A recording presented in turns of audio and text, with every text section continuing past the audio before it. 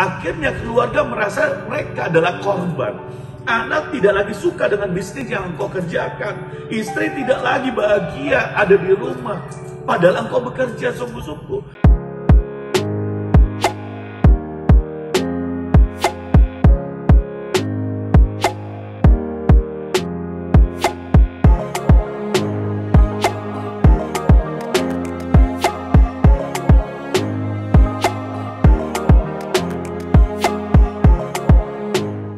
Yesus adalah jawaban.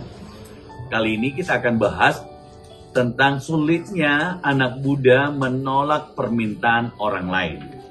Nah, ini kenapa bisa terjadi ya? Mungkin engkau pun juga hari-hari ini sedang merasakan banyaknya permintaan dan engkau sulit untuk menolak. Permintaan orang lain itu apakah berguna buat saya? Tapi Anda sulit untuk mengungkapkan. Dan Anda juga selalu mengiyakan apa yang orang lain inginkan. Padahal engkau sendiri sebenarnya tidak ingin melakukannya itu. Hati-hati ya saudara, karena kondisi tersebut bisa membuat kamu dalam situasi yang tidak nyaman. Tapi sebenarnya anak-anak muda juga terbiasa dari kecil diajari untuk jangan berkata tidak atas permintaan orang tua. Bukan salah orang tua juga, orang tua juga diajarkan dulu seperti itu. Kalau orang tua bicara, tidak boleh berkata tidak. Kalau orang tua bicara, harus berkata ya. Bahkan tidak ada tempat di mana anak-anaknya mengutarakan pendapatnya atau penolakan alasan kenapa dia menolak hal itu. Bahkan seringkali kita ini selalu diajarkan seperti ini. Taat tanpa bertanya. Saudara pernah alami nggak ya? Di pelayanan juga kadang-kadang seperti itu. Ada sebuah metode doktrin yang diberitahukan taat tanpa bertanya. Nah, ternyata itu efeknya sangat luar biasa. Yaitu membuat orang-orang di keluarga kita, anak-anak muda kita, menjadi anak-anak muda yang hanya berkata ya buat setiap permintaan, ya atas setiap keinginan orang lain. Padahal dia sendiri tidak merasa bahagia atau ingin melakukan hal itu. Tapi dia sulit untuk mengungkapkannya. Saudara, podcast kali ini akan membuka wawasan kita ketika engkau mengalami hal itu. Solusinya seperti apa? Yuk, saudara komen dan ceritakan solusinya seperti apa, ataukah hal-hal apa yang saudara alami, baik dalam keluarga maupun dalam pertemanan Anda, bahkan terhadap atasan Anda. Anda sulit untuk berkata tidak buat mereka. Kenapa bisa ya? Ternyata itu punya background saudara. Karena kita ini orang-orang Asia umumnya diajarkan untuk selalu berkata ya, tanpa bisa berterus terang untuk menolak.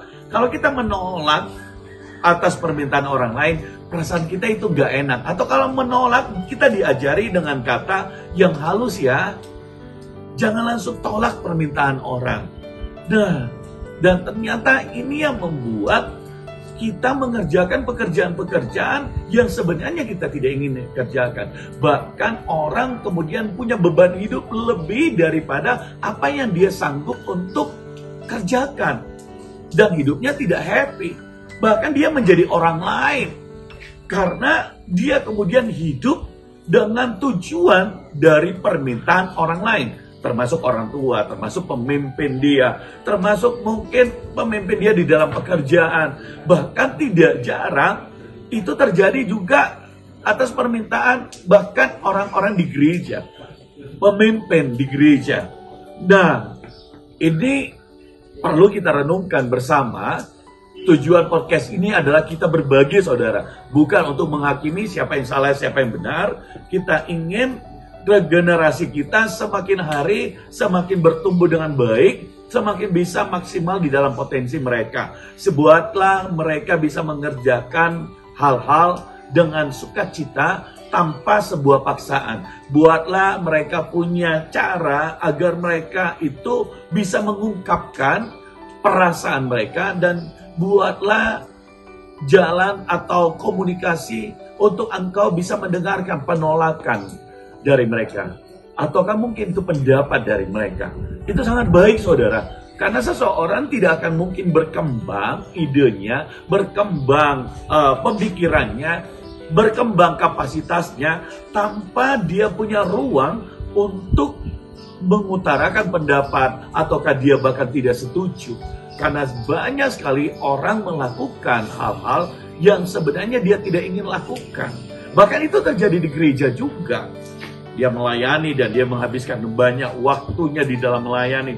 Tanpa dia merasa, wah, saya hanya korban. Wah, dia kehilangan banyak waktu buat keluarganya, buat orang tuanya, buat yang lain. Saudara. Dan dia merasa harusnya tidak seperti itu. Nah, ini polemik yang terjadi. Nah, saya ingin sharing ya sedikit. Waktu saya mendengar hal itu, saudara, kemudian saya buat sebuah keputusan. Nah, ini saya pribadi di gereja kami ya. Dan Anda boleh mencontohnya, tetapi saya ingin berbagi akan hal itu. Bahwa jadinya kemudian di gereja kami ibadah itu adalah 1 minggu, bukan 4 kali. Dan 1 minggu itu hanya sekali. Kenapa? Agar supaya 7 hari mereka punya tempat di keluarga, mereka punya waktu di pekerjaan, mereka punya waktu dengan komunitas di dalam gereja sesama anak-anak Tuhan, tapi teman-temannya juga di pekerjaan yang lain. Saudara, kita harus memberi mereka ruang dan hal itu supaya di tengah pekerjaan orang bisa menjadi berkat. Dan mereka juga punya ruang untuk ada di komsel-komsel di lingkungan mereka, sesama mereka. Nah, apakah ide ini cukup baik? Dan ternyata itu membuat mereka bisa bertumbuh loh dengan baik. Mereka bisa survive loh. Dan mereka bisa berkembang. Dan kehidupan mereka bisa berbahagia. Itu yang saya rasakan. Itu yang saya lihat, saudara. Nah, tidak semua permintaan tolong harus selalu diiyakan. Budaya kita, kalau orang minta tolong, jangan pernah tolak ya. Itu budaya Asia. Tapi, saya percaya bahwa penolakan bukan berarti menolak orangnya. Tidak mengasihi orangnya.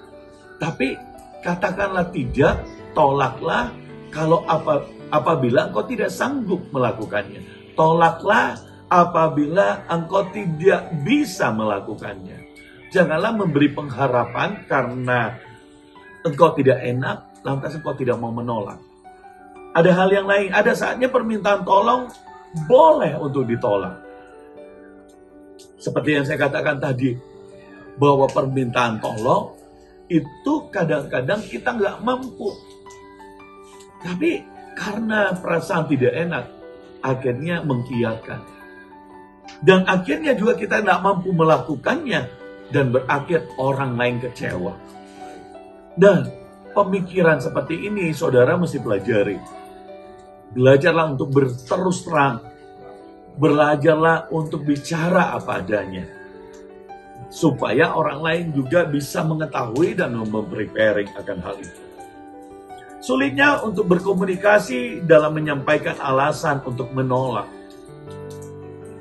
Kita dari kecil itu tidak diajari untuk berkomunikasi, untuk bisa menyampaikan pendapat kita yang selalu kita diajari. Jangan bantah bapak, papa ya. Jangan bantah mama ya. Jangan bantah engkong ya. Jangan bantah kakek nenekmu ya. Jangan kurang ajar ya. Padahal harusnya apa? Anak kita diajari, diberi ruang untuk menyatakan pendapat. Di gereja haruslah seperti itu. Anak-anak muda kita jangan hanya sampai takut untuk bicara dengan gembalanya, untuk bicara dengan pemimpinnya, untuk mengutarakan pendapatnya yang berbeda. Berilah ruang, latihlah anak-anak mudamu, kembangkan cara berpikir mereka, cara mereka berkomunikasi, cara mereka mengutarakan pendapat, bukan hanya mendengarkan, bukan hanya mentaati, saudara. Karena dengan begitu mereka akan bisa siap hidup di tengah masyarakat dengan kapasitas yang lebih maksimal, saudara. Hal yang keempat, yaitu bahkan ada orang yang terjerumus dalam dosa karena tidak mampu menolak tawarannya. Nah, ini yang terjadi banyak pada anak muda, yaitu ketika mereka pacaran karena mereka cinta, si laki-laki kemudian minta untuk bisa tidur bersama, minta untuk ini. Karena dia nggak dilatih untuk berkata tidak, untuk menolak, yang terjadi apa? Kemudian dia dibodohi. Ya, dengan kau tidur bersama saya, kemudian artinya kau cinta dengan saya. Padahal dia harusnya bisa menolak. Kalau kau memang cinta, harusnya bukan dengan tidur kan. Tapi harusnya kau menunjukkan kesembuhan. Dan akhirnya dia menjadi korban. Dan tiba waktunya laki-laki itu meninggalkan pacarnya. Dengan tidak bertanggung jawab. Karena yang diinginkan hanya itu. Dan itu saya dengar banyak kali, saudara. Kenapa masalahnya adalah kita tidak melatih anak-anak perempuan kita untuk menolak sesuatu yang tidak mereka suka, tidak mereka mau. Mereka lebih diajari untuk bisa menerima sesuatu yang tidak mereka inginkan. Saudara, ini sebuah kekeliruan yang kita harus benahi sama-sama. 1 Korintus 6 ayat 12, segala sesuatu halal bagiku, tetapi bukan semuanya berguna. Segala sesuatu halal bagiku, tetapi aku tidak akan membiarkan diriku diperhamba oleh suatu apapun. Kadang-kadang ketika kita tidak bisa menolak, kita hanya menerima permintaan. Tahukah saudara bahwa kita ini sedang diperhamba. Diperhamba oleh orang lain, diperhamba oleh permintaan, diperhamba oleh keinginan-keinginan orang lain. Saudara, yang menurut pendapat orang baik, tapi belum tentu menurut kita itu baik, saudara. Menurut pendapat orang itu berguna, tapi menurut kita belum tentu. Dan sulitnya untuk menolak permintaan itu, yang terjadi adalah orang semakin dimanfaatkan. Saudara, kadang-kadang di pertemanan seperti itu. Ironis sekali, teman memanfaatkan teman. Teman hanya mau berteman jikalau teman itu bisa dimanfaatkan. Dan ironis sekali, dia membiarkan dirinya dimanfaatkan oleh orang lain. Dan ada banyak pertemanan yang seperti itu. Ada banyak lingkungan yang seperti itu. Kenapa? Karena sulit untuk menolak. Wah, dia udah datang di rumah. Wah, dia udah pernah buat saya seperti ini. Wah, dia pernah berbuat baik ini. Saudara, padahal yang diminta itu gak bisa untuk dia lakukan. Tapi terpaksa dia lakukan. Ada hal yang lain lagi, sulitnya menolak permintaan akan membuat beban pikiran bertambah. Dia stres. Karena hati nuraninya bertolak belakang. Karena yang ada di pikirannya itu bertolak belakang. Dia sebenarnya tidak mau untuk melakukannya. Tapi dia melakukannya dengan beban pikiran yang bertambah. Akhirnya apa? Stres, saudara. Stres. Hidupnya tidak akan bahagia. Dan dia menyanyiakan banyak waktu untuk melakukan sesuatu yang tanpa hasil. Tanpa dia sendiri ingin lakukan. Saudara. Hal yang berikutnya adalah semakin sering mengiyakan, semakin banyak masalah yang baru. Anda bisa bayangkan hal ini, ya? Masalah yang baru makin timbul karena apa? Karena dia mengiyakan sesuatu yang dia tidak mampu atau tidak mau lakukan atau tidak bisa dia lakukan. Tapi karena dia merasa hutang budi, dia merasa orang itu baik, dia merasa tidak bisa menolak. Yang lalu saja bermasalah, apalagi hal ini bermasalah lagi yang baik. Ada orang loh yang rela mengutang padahal dia sudah punya utang untuk menolong temannya karena dia sulit untuk menolak permintaan. Dia dimanfaatkan sedemikian rupa. Anda pernah ngalami nggak? Atau di sekitarmu, saudara? Atau mungkin ada contoh-contoh yang lain? Anda boleh komen ya. Anda boleh berbagi di sini karena ini ajang di mana kita berbagi bersama podcast ini. Mungkin pengalaman Anda menjadi pelajaran juga bagi orang lain. Bagaimana mereka tidak enak untuk menolak dan justru mengakibatkan kerugian yang berikutnya dalam hidupnya. Ada hal lagi, yaitu semakin sering mengiyakan, semakin banyak juga kepentingan pribadi yang dikorbankan. Wah, korban tenaga, korban keluarga, korban waktu, korban banyak hal. Saudara, hal-hal yang penting menjadi korban karena sulit untuk menolak dan juga tidak mendapatkan hasil. Mari belajar untuk menolak apabila Anda tidak bisa mengiyakannya. Kadang kau akan menjadi pribadi yang dikorbankan. Dan anehnya orang-orang merasa dia tidak mengorbankan orang itu. Ada orang-orang yang suka mengorbankan orang lain untuk kepentingannya. Dia suka berteman dengan orang-orang yang seperti itu. Dan anehnya banyak orang yang dia juga rela untuk jadi korban. Dia jadi rela mengorbankan uang, mengorbankan waktu, mengorbankan ini. Keluarganya, mengorbankan pekerjaannya. Saudara, mari kita belajar. Kita akan tutup podcast ini dengan 5 hal. Yaitu pertama, belajarlah mengenali kemampuan dan keterbatasan Anda. Jangan takut untuk belajar. Dan terlebih belajar untuk mengenali kapasitasmu, kemampuanmu, dan keterbatasan yang engkau tidak mampu lakukan. Saudara bukan Superman yang bisa melakukan banyak hal. Saudara bukan Tuhan. Saudara bukan juga malaikat. Saudara bukan orang-orang yang hebat yang seperti bisa melakukan segala sesuatu. Engkau tetap adalah orang-orang terbatas. Engkau tetap adalah orang-orang yang punya prioritas. Tentukanlah itu.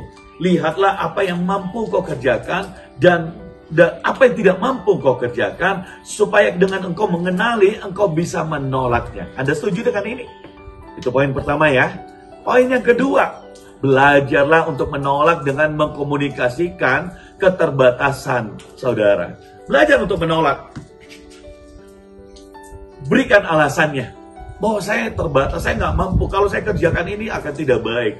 Belajar untuk menolak saudara. Jangan memberikan terus pengharapan karena Anda tidak enak. Jangan terus mengiming-imingkan sesuatu karena Anda merasa berhutang dengan orang. Akhirnya mengorbankan pertemanan Anda. Akhirnya dia kecewa. Lebih baik Anda belajar untuk menolak. Anda belajar untuk jujur. Bahwa saya nggak bisa. Komunikasikan itu dengan baik. Saya tidak mengajarkan Anda untuk Anda bentrok atau Anda kemudian berpisah dengan orang, atau kemudian Anda atau kurang ajar dengan orang tua. Tidak sama sekali. Ataukah dengan teman Anda. Tapi yang kita inginkan adalah sebuah kejujuran dan adalah sebuah hubungan yang dibangun di atas dasar keikhlasan, ketulusan, dan saling memahami. Anda mengerti hal itu? Hubungan itu perlu 2 arah, bukan 1 arah, saudara. Dan komunikasikan hal itu. Yang ketiga, kenali skala prioritas Anda. Wah, ini penting. Ada banyak orang itu nggak punya skala prioritas. Dia kerjakan semua yang dia kerjakan. Dia nggak tentukan apa yang skala prioritas. Tentukan skala prioritasmu, saudara. Kalau kau melayani, tentukan. Kalau apapun pekerjaanmu, kau tentukan apa yang jadi skala prioritas dalam hidupmu. Keluarga kah, pelayanan kah, pekerjaan kah. Apa yang jadi skala prioritasmu, saudara. Bisnismu kah, tentukan skala prioritas, saudara. Kalau saya pribadi, skala prioritas saya adalah membangun hubungan dengan Tuhan. Yang kedua, skala prioritas saya adalah keluarga, istri dan anak. Apabila saya sudah berkomitmen dengan keluarga saya, yang lainnya tolong mengerti. Itu skala prioritas saya. Ada waktunya kami keluar piknik, ada waktunya untuk kami duduk makan bersama di tengah-tengah kesibukan. Yang ketiga adalah pelayanan. Yang keempat adalah pekerjaan. Itu skala prioritas saya, saudara. Skala prioritas saya. Nah, apa yang menjadi skala prioritas saudara? Boleh saudara komen, bagikan. Siapa itu? Siapa tahu itu bisa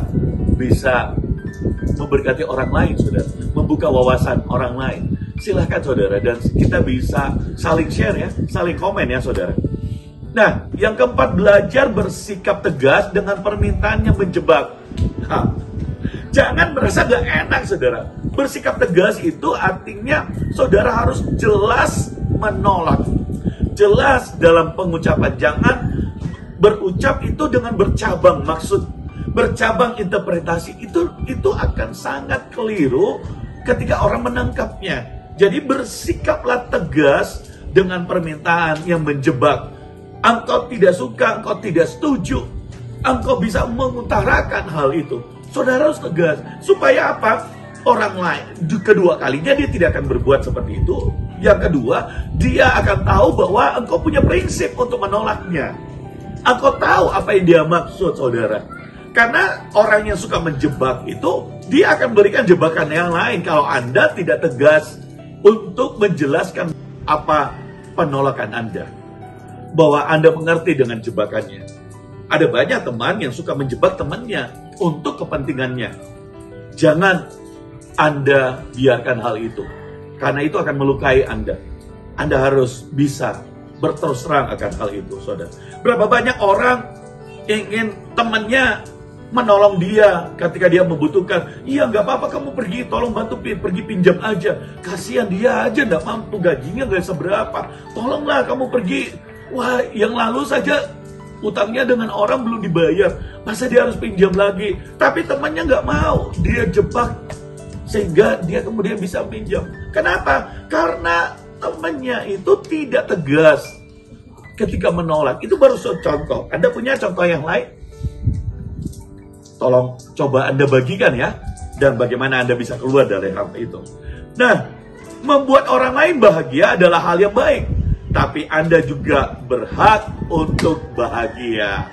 Nah, ini keren, saudara. Melayani orang lain adalah hal yang baik. Tetapi membahagiakan dirimu, jangan pernah engkau melupakan. Membahagiakan keluargamu, membahagiakan istri dan anak-anakmu. Itu hal yang penting sekali dalam hidup. Kadang-kadang kita berteman, kita membahagiakan teman kita membahagiakan sekeliling kita membahagiakan karyawan kita. Tapi kita lupa membahagiakan diri kita dan keluarga kita. Keluarga kita selalu inginkan mereka mengerti. Dan akhirnya keluarga merasa mereka adalah korban. Anak tidak lagi suka dengan bisnis yang engkau kerjakan. Istri tidak lagi bahagia ada di rumah. Padahal engkau bekerja sungguh-sungguh. Karena bahasa yang mereka dapatkan adalah mereka adalah korban. Yang bahagia adalah teman-temanmu, pekerjaanmu. Mereka nggak bahagia. Saudara, Anda juga berhak untuk bahagia. Anda setuju dengan ini? Tuliskan komen Anda ya. Jadi saya ulangi 5 hal dengan cepat. Yang pertama, belajarlah mengenali kemampuan dan keterbatasan Anda. Kedua, belajarlah menolak dengan mengkomunikasikan keterbatasan Anda. Ketiga, kenali skala prioritas Anda. Keempat, belajar bersikap tegas dengan permintaan yang menjebak. Yang kelima, membuat orang lain bahagia adalah hal yang baik. Tetapi jangan juga lupakan bahwa Anda berhak untuk bahagia. Yesus adalah jawaban.